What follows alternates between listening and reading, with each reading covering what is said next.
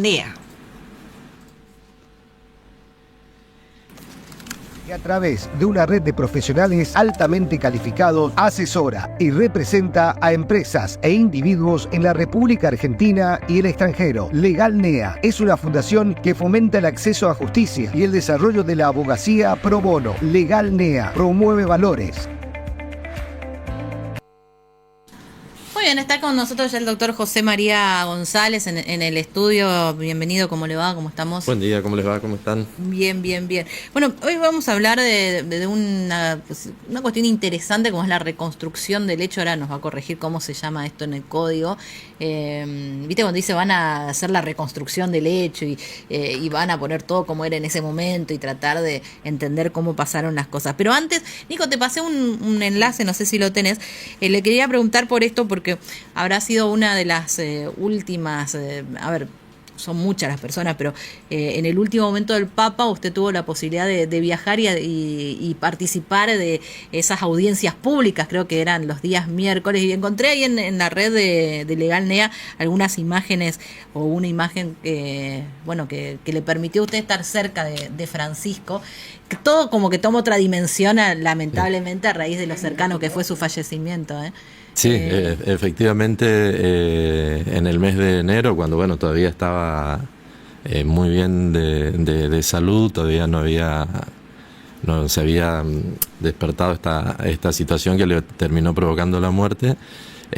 Tuve la oportunidad con mi familia de estar en una de las audiencias públicas. Ustedes saben que todos los miércoles a la mañana, en invierno, en un recinto cerrado, un salón muy muy grande, y en verano en el propio patio del Vaticano, las imágenes que se suelen ver con él en el papamóvil, recibía a toda la gente que quiere ir. Este es un acceso que es libre, más allá de que hay que registrarse, anotarse, porque uno va a ir a ver. Eso iba a preguntar cómo es, uno llegaba, se tenía que registrar y... En realidad no, el que va a tiene la idea de hacerlo, tiene que hacerlo por un correo electrónico que aparece en la página del Vaticano, informando la fecha y los datos de las personas que van a ingresar. También hay empresas que hacen ese trámite, pero la verdad que no hace falta la asistencia de una empresa ni pagar para eso. Y luego es un acceso controlado como en un aeropuerto, como en cualquier organismo donde hay medidas de seguridad. Con lo cual uno ingresa, en este caso, como para ellos era el invierno europeo, digamos, fue precisamente en un recinto cerrado. Fue la segunda oportunidad que yo tuve de asistir a este tipo de eventos. Y el que llega más temprano ocupa los primeros lugares, el que llega más tarde ocupa los últimos. Hay dos hileras de sillas, digamos, y de asientos, y un pasillo central. Y estar cerca implica llegar para estar entre los primeros y estar cerca del pasillo para verlo Claro. pasar, saludarlo y demás. Ese día particularmente se había dado todo mal, nos levantamos tarde, llegamos tarde, entramos por la puerta equivocada, fue todo caótico, estaba muy enojado yo porque no íbamos a tener la posibilidad, y de hecho quedamos al final entre las últimas hileras y lejos del pasillo. Bueno, fue transcurriendo todo, fue muy fuerte. En ese momento da una homilía, se lee una lectura, ¿no es cierto?, en 10 idiomas diferentes, porque va gente de todo el mundo.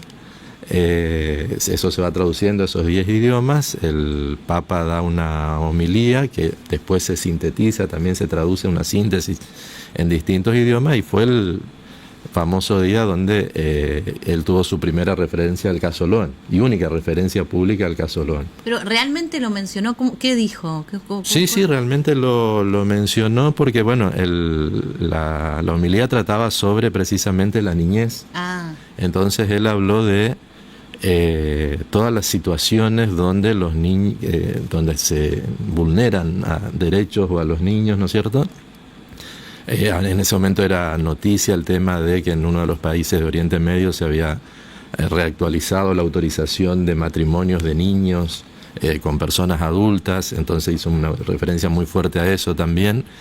Y entre las distintas hipótesis de vulnerabilidades mencionó el caso de Loan y la desaparición de Loan todavía irresuelta, ¿no es cierto?, en ese momento. Qué terrible, porque después de Loan vino Lian y son niños que claro, de los cuales no se sabe nada. Y lo fuerte para uno es decir, bueno, de algo que es cotidiano nuestro de todos los días, irte a un lugar donde no esperas claro. que surja el tema y que surja, bueno, nada más y nada menos que de la boca del Papa, ¿no? Entonces, bueno, terminó la homilía y él comienza a saludar a toda la gente que se acreditó, digamos, gente importante, llamémosle así, gente de la iglesia, autoridades de otros países, por ejemplo, hay un lugar especial para los recién casados, personas con problemas con discapacidad, y después sale por ese pasillo donde va saludando y se despide, ¿no? Bueno, eso duró mucho tiempo, gente que se empezó a ir, uno empieza a codear, yo me pude poner al lado del pasillo, y cuando va pasando le agradezco haberse acordado del caso de Loan. Y cuando escucha eso, evidentemente le llamó la atención, pide que lo acerquen a donde yo estaba, me pregunta... ¿Estaba en silla de ruedas en ese momento? Sí, ¿no? Estaba en silla de ruedas en ese momento. Me pregunta quién era, de dónde era, que por qué me había acordado del tema de Loan, le conté que era de Corrientes, lo que significaba el caso, intercambiamos unas palabras ahí sobre el caso. Se acordó él del caso de María Soledad. Yo creo que fui bastante inconsciente porque le dije algo que quizá habrá sido muy fuerte o no sé, pero le digo, la diferencia es que en aquel caso la iglesia tuvo un protagonismo muy grande y en este no fue tan así. Y no sé si eso lo movilizó, no sé qué es lo que provocó, y fue ahí donde me dice, ¿vos podés llegar hasta la mamá de Loan? Le digo, ¿la conocés? No la conozco, pero si usted me encomienda algo, yo lo hago, y ahí es donde me entrega un rosario para que se lo lleve a la mamá de Loan. Bueno, me regala uno a mí, otro para mi esposa y demás, y aproveché la oportunidad. Uno dice, ¿qué haría si lo viera y se hablara con el Papa, no? Claro, sí, ¿de qué le dirías? En ese momento a mí me ganó el tema nuestro de Corrientes, pero bueno, uno siempre, en mi caso, somos una familia ensamblada, es decir, con mi esposa tenemos nuestros hijos, el hijo de ella, mi hija, y él siempre tuvo una pelea por la gente en nuestra situación, por el tema de que vuelvan a comulgar y demás, algo que en definitiva no pudo resolverlo. Yo siempre pensaba que lo primero que le iba a agradecer era eso, o a pedir era eso, y bueno, me salió el otro tema, y al final me dice, bueno, este es un rosario para la mamá de Loan, este es para vos y este es para tu mujer, me dice. No sé si tenés mujer o no tenés mujer, y ahí le cuento, sí, acá está mi familia, están mis hijos, le cuento la situación, y bueno, le pedí la bendición y lo obtuvimos, así que fue fuertísimo, ¿no? Qué impresionante, ¿no? Sí, ¿Llegó muy el rosario? Impresionante. Sí, llegó. A las 2 o 3 semanas vimos la manera de acercarnos y tomé la decisión de la heroica. Dijimos, bueno, un sábado a la mañana nos fuimos con Carlos Maciel, con Sofía, que nos ayuda con la comunicación del estudio, con Mariela, mi esposa. Llegamos hasta la casa, preguntamos por la mamá, nos presentamos, le hicimos entrega cumplimos la tarea, digamos, y después lo comunicamos por redes sociales al Vaticano, a través de Twitter, no sé, se encargó mi gente de eso. Digamos, como que se cumplió la tarea, y bueno, los poquitos días fue que se enfermó y ya atravesamos por todo esto, ¿no? Bueno, si hicimos este paréntesis para contar esto, porque creo que vale la pena la historia, ¿no? De cómo fue ese momento, lo del rosario, del cual se habló, y bueno, sí, fue muy impactante porque es interesante. Claro, ¿no? Y además la bendición de haber sido la única persona del público en general con la que se paró a hablar, digamos, ¿no? Yo a veces creo que eso fue muy, muy fuerte, digamos. Viste que uno a veces dice, te tuteo, pero viste que todo salió mal ese día, viste, y uno nunca sabe cuál va a ser al final del día el resultado de la historia. Así es. Recién al principio decíamos, por ejemplo, en el mismo caso de Francisco, unas cosas que a mí más me movilizó, es que decían, ¿cuántas veces él estuvo en vía muerta cuando se dice que vas a caminos que no te llevan a ningún lado? Por ejemplo, porque se ordenó como sacerdote a una edad bastante más avanzada de lo que podrían ser sus pares, como para pensar en una carrera dentro de la iglesia que además lo lleve a ser papa. Y no está todo escrito. Uno se levanta tarde, parece que va a tener el peor de los días y pasa algo es como que siempre hay un más allá que uno, digamos, si es creyente, lo puede atribuir al designio de Dios, ¿no? El plan que tiene por ahí pensado para nosotros, incluso a pesar de lo que nosotros mismos creyamos. Así que bueno, interesante, no tiene que ver con cuestiones jurídicas, no tiene que ver, pero me parecía, dado el contexto, poder dedicarnos unos minutos. Bueno, ahora vayamos a nuestro tema, así, sin escala. Reconstrucción de un caso. Sí. ¿Qué es esto? ¿Una medida probatoria o para qué se usa la reconstrucción de un caso? Bueno, en este recorrido que estamos haciendo últimamente por todas las novedades procesales, digamos, que recordamos siempre a la gente que cuando hablamos de novedades procesales es cómo se implementan los reclamos, las demandas, los casos, las pruebas, cómo se llevan a la práctica. Una de las medidas probatorias que prevé el Código Procesal Penal es la reconstrucción del hecho, que está caratulada así, que ya existían los códigos anteriores, pero que tiene un par de características muy puntuales. De hecho, creo que estamos viendo imágenes de... ¿Esto es una grabación de lo que fue una reconstrucción de un caso? Esta es la grabación particular tomada por nosotros de una medida probatoria que es la reconstrucción del hecho en un caso penal de un homicidio de los que Gustavo llama vecinos justicieros, ¿sí? Uno de los 5 casos que hubo el año pasado. Por eso, en este caso, como decía hoy, se recrea en el lugar donde sucedió, en la calle, en el lugar donde se produjo el hecho. Por supuesto, esto requirió de una intervención policial fuerte porque es una zona donde obviamente había 2 familias en conflicto y podían haber dificultades, por eso tanta presencia policial, si no esto no sucede así. Era necesario acordonar el lugar para que se pudiera trabajar normalmente. ¿Y en qué consiste? El código no tiene mucha descripción, simplemente es bastante escueto, entonces la libertad de formas en cuanto a la implementación es bastante importante. Lo novedoso, por ejemplo, es que acá puede hacer la reconstrucción del hecho tanto la Fiscalía como lo pueden hacer las partes. Es decir, la defensa, en 2 momentos separados, hace la reconstrucción de aquellos hechos que consideran convenientes. Recordemos de que en el Código Nuevo la investigación la hace la Fiscalía, por lo tanto, en este caso a la fiscal le interesó saber, bueno, cómo fueron los hechos, cómo se cruzaron supuestamente las personas, dónde estaban los testigos. Entonces los testigos comparecen no a declarar sobre el hecho, sino a mostrar en el lugar dónde estaban parados, cómo levantó la mano, si se cubrió o no se cubrió, si estaba escondido o no. Pero no sé, la pregunta es medio tonta, pero Sí. ¿y qué llevan como actores en algún punto para Bien. que cumplan determinados roles o los mismos implicados, digamos, en este caso un homicidio, pero alguien, por ejemplo, actúa el rol de la víctima?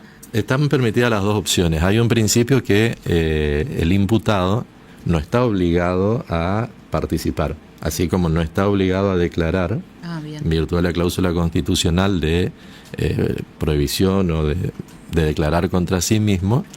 El imputado no está obligado a comparecer, puede comparecer. De hecho, uno de los imputados lo hizo, compareció y estuvo personalmente. Si el imputado no va, lo reemplaza una persona que hace las veces de, actúa como si fuera, entonces el testigo le va indicando de la misma manera que una persona tuvo que ocupar el lugar de la víctima, del fallecido. Entonces, dónde quedó, cómo quedó, de qué manera estaba su cuerpo, cómo lo dieron vuelta, etcétera, ¿no? Entonces, ¿por qué el imputado puede elegir estar o no estar? Porque de hecho someterse a un hecho es como una forma de declaración tácita, digamos. Es decir, porque le dice, ¿cómo fue se le pregunta al testigo, ¿cómo fue el disparo? Desde allá. ¿Con qué mano? Con la derecha. ¿Cómo hizo? Levantó la mano. Entonces, levante la mano y tiene que hacer como si fuera, y está asumiendo una posición que a lo mejor él jamás reconoció. ¿Se entiende? Claro, pero entonces eso sí, genera un impacto visual muy fuerte, ¿no? Y yo digo, no, pero yo eso no lo hice así. O sea, ¿hay discusiones en el medio de la reconstrucción o no? En principio no existen discusiones porque hay una parte que es la que está dirigiendo la reconstrucción de acuerdo a su teoría del caso, llamamos nosotros, es decir, de acuerdo a cómo sostiene sucedieron los hechos, con el aval del testigo. Por eso te decía, acá la Fiscalía hizo la reconstrucción del supuesto momento del homicidio, porque es una hipótesis, y la defensa hizo una reconstrucción de la supuesta coartada, es decir, aparecieron en una segunda etapa los testigos de la defensa diciendo dónde estaba el imputado, dónde ellas lo vieron, en qué momento lo vieron, en qué circunstancia. Y claramente aparecieron dos posiciones o sea, como contrapuestas. son dos escenas, si uno lo quiere ver, son como dos escenas de la misma película. Podrían haber sido una, la de la fiscalía, podría haber sido solo la de la defensa, podría haber, nosotros estamos por una de las defensas, nosotros elegimos no reconstruir nada, pues recientemente ingresamos al proceso, podría haber existido otra. Lo importante acá es que, o lo novedoso es que lo hacen las dos partes, la fiscalía y la defensa, interactuando recíprocamente, sin intervención judicial del juez, sin la presencia del juez. Y la finalidad que vos me preguntabas son dos. La primera es una medida de prueba, porque uno en la reconstrucción puede observar si es verosímil, si pudo haber ocurrido de la manera que las pruebas de las partes sostienen y que las pruebas lo acreditarían. Pero a su vez también se la conoce como una especie de prueba de la prueba. Es decir, yo voy a tener un testigo que nos va a estar indicando de qué manera sucedieron las cosas, entonces yo voy a estar de alguna manera tratando de comprobar que ese testimonio, que esa prueba, que ese testimonio que es una prueba, efectivamente es fiable y genera convicción. ¿Se entiende? Antes todo esto se hacía con un acta, se labraba un acta, se firmaba. No sé si se llega a ver por ahí, acá se acompaña con una videograbación, es decir, no hay, más allá de que el secretario va a hacer un acta que va a quedar en el legajo diciendo quiénes estuvieron presentes, qué persona tomó el lugar de la víctima, qué persona tomó el lugar de un imputado, qué abogados estuvieron presentes, etcétera. No hay ninguna actuación escrita, sino que toda está videograbada y fotografiada. ¿Qué valor tiene dentro de...? Veo que algunas pruebas que dicen, qué sé yo, por ejemplo, los exámenes genéticos, dicen como que son plena prueba, tienen un alto poder de convicción. ¿Estas reconstrucciones del hecho, cómo son consideradas por los jueces? En realidad son consideradas, primero tienen el mismo valor probatorio, pues están dentro del capítulo de las pruebas del código, con lo cual tienen el mismo valor probatorio que una testimonial, que una pericial, que cualquier otra prueba. El tema es que es una prueba que generalmente se suele usar para confrontar a los testigos. Entonces uno, por ejemplo, un testigo puede haber dicho que los hechos fueron de tal o cual manera, entonces uno cuando lee la declaración inicial en la policía, digamos, la primera audiencia o entrevista, como se llama ahora, o con la fiscalía, o la mira, porque hoy las tenemos grabadas, recuerden que todo esto es video grabado, no sé, pero acá dijo esto, y cuando vamos al lugar resulta que, digo algo hipotético, resulta que dijo que estaba parado al lado del árbol y que vio la entrada de la casa, pero si no me paro al lado del árbol y trato de ver la entrada de la casa, no se ve. Hay un paredón que lo impide. Entonces me permite poner en tela de juicio a las otras pruebas. O sea que es una herramienta más útil, digamos, para las partes en sí, como para poder, digamos, desestimar algunas cuestiones. Tanto para las partes, la fiscalía y la defensa en este caso, como para el juez, porque si bien yo dije que la medida no es ordenada por el juez y demás, la reconstrucción del hecho también se puede hacer durante el juicio. Es decir, que durante el juicio el tribunal decida constituirse en el lugar, sí. Ahí ya van a ser con los testigos, con las partes y demás, y como una medida de prueba de juicio, entonces ahí el tribunal va a poder ver con sus propios ojos, conocer, y hay veces que se toman recaudos hasta de la hora, de recrear las condiciones para poder ver, como decía, la verosimilitud, la credibilidad de la manera en que fueron expuestos los hechos por las partes o sostenidos por los testigos. Respecto a lo que vos planteabas, el valor de la prueba, tengamos en cuenta que la prueba pericial, por ejemplo, como señalaste, no reemplaza a la decisión del juez. Hay cuestiones que son prácticamente irrefutables. Un ADN para una filiación, claro, da el 99,99, le queda un 0,01% al juez de refutarlo y a las partes. Es prácticamente determinante. De todas maneras, el juez tiene que decir si es válida y claro, la tomo como prueba.